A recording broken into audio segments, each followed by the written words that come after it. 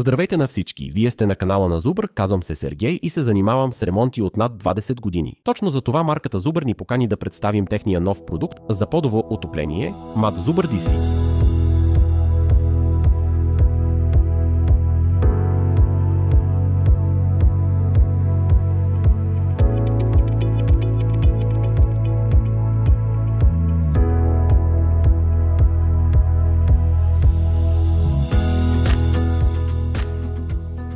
Сега се намираме в една от новите сгради в Киев, където ще инсталираме подово отопление в банята и кухнята. За целта ще ни трябват подово отопление с площ от 2,5 квадратни метра и термостат. Клиентът избра термостат Terneo с функция Geofencing. Всички матове Zubr имат плътност на мощността от 160 вата на квадратен метър. Това е оптимално решение за допълнително отопление и увеличава общия комфорт на подовото отопление. Когато се колебаете между мати и кабели за отопление, ние препоръчваме да изберете мати, тъй като не винаги е възможно да се повиши нивото на пода и не е нужно да се прави замазка за инсталирането на мата. Всеки комплект мат включва 2,5 метрова гофрирана тръба за инсталиране на сензор за температура на пода. Гаранцията за продукта е посочена за 25 години както на опаковката, така и на гаранционната карта. Това вероятно е един от максималните гаранционни периоди в категорията подово отопление. Матери Zubr за отопление се произвеждат в Европейския съюз според техническите спецификации и поръчка на DS Electronics. Опаковката на мата посочва, че всеки отоплителен елемент е създаден чрез усукване на два отделни проводника. Многожичният дизайн на този кабел осигурява както механична здравина, така и гъвкавост. Сега ще разгледаме мати в действие и ще ви покажем основните етапи на тяхната инсталация. Преди да започнете с разполагането на мата, е важно да проверите неговото съпротивление. В момента имаме посочената номинална стойност от 166 ома.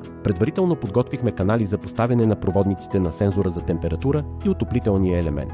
Инсталирахме контакти за монтаж на термостата. Нанесохме хидроизолация както на пода, така и на стените. Това е задължителна стъпка за влажни помещения, като бани и кухни. Също така, благодарение на хидроизолацията, циментът на замазката става по-здрав, а повърхността й е по-лесна за изравняване. Направихме маркировки на базата на проектни референции, като взехме предвид стационарни обекти без крака на мебелите, като шкафове, перални машини, вани и душове. Следващата стъпка е да поставите демпферната лента. Поставете я около периметъра на помещението. Материалът на лентата е издръжлив и устойчив на пряка слънчева светлина, влага, високи и ниски температури.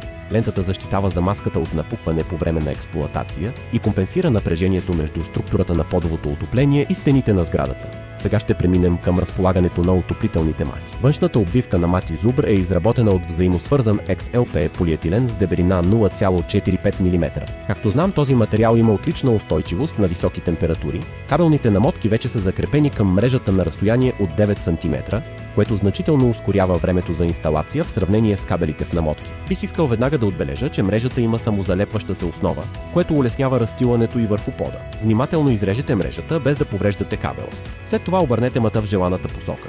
Опитваме се да покрием цялата отворена площ, като избягваме стационарни обекти и оставяме марш около периметъра на помещението. Важно е да се уверите, че мати не се докосват помежду си и не се припокриват. Разстоянието от мата до стените и другите ограждащи конструкции трябва да бъде поне 5 см, а поне 20 см до отоплителни уреди и отоплителни тръби. Температурният сензор трябва да бъде инсталиран между намотките на отоплителния елемент, колкото се може по-близо до пода. Това е предпоставка за монтиране на температурния сензор. След полагане на подовото отопление проверяваме съпротивлението, което е 166 ома, и го записваме в протокола. Преди да излеем подовото отопление, инсталирахме CD профил за кофраж, за да разделим зоната за изливане от останалата част.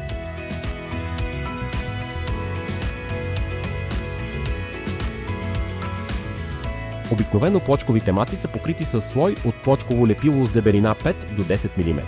Предпочитаме да използваме самонивелираща се смес, която ни позволява да запълним всички празнини по-ефективно. Ключово е да се уверите, че сместа има достатъчно течна консистенция, за да осигури пълно покриване на кабела и да избегне образуването на въздушни кухини около него, които по-късно могат да причинят локализирано загряване на кабела. След изливането на пода с самонивелираща се смес, извършваме контролно измерване на съпротивлението за протокола, за да проверим целостта на кабела и изолацията. Всичките три стойности не се различават и съвпадат с номиналното съпротивление, посочено на кутията. Това означава, че всичко е направено правилно. Запишете съпротивлението в протокола. По време на етапа на изливане на подовото отопление не можем да монтираме термостата на стената, тъй като стените още не са готови за довършителни работи. След като стените бъдат завършени и боядисани, ще можем да монтираме термостата TherneOS X с Wi-Fi. Бих искал да отбележа, че термостатът трябва да бъде свързан от квалифициран техник. Макар да изглежда просто, има определени нюанси и схеми, които трябва да се вземат предвид. За свързването на термостата разполагаме с захранващ кабел с заземяващ проводник. Имаме също температурен сензор и отоплителен кабел с екраниране. В резултат искам да кажа, че подовото отопление Zubr е европейско качество на украинска цена. Ако все още имате въпроси, напишете ги под видеото. Нека топлината изпълни домовете ви и нека мирът бъде с всички нас.